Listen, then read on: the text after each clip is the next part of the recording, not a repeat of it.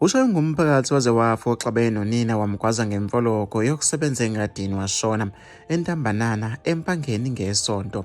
Umnumzane Sipho Gabelo oneminyaka ngo-29 ubeke nokungaboni ngasolinye nonina uNkosazane Sakhepi Gabelo oneminyaka ngo-63 maqede wamshaya waphetha ngokumbulala. Kuthi ugili lomkhuba maqede wabaleka. Lesi sigameko sidine kumphakathi ophume inqina yokumthungatha okutheke uma umthola wamshaya wamgaxa ithaya lemoto wamshisa washona.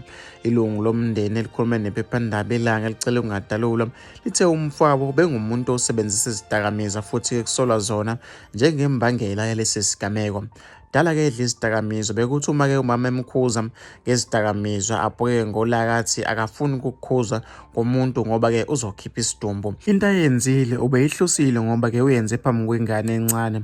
Ngokuthola-ke kwethu uqale ngokumshaya ngayo imfoloko okuthe uma-ke ephelelwa ngamandla wabeke semgwaza ubemshaya nangesando lokhu akwenzile kudine kumphakathi wambulala. Kwenzeke kahle ukuthi enziwe lento ayenze kumama ngoba-ke besizobukana-ke kabi uma yena-ke ephila. Kusho-ke ilungu induna yendawo umnumzane Albert Mthiyane ithe-ke ishaqekile ngalesi sigameko.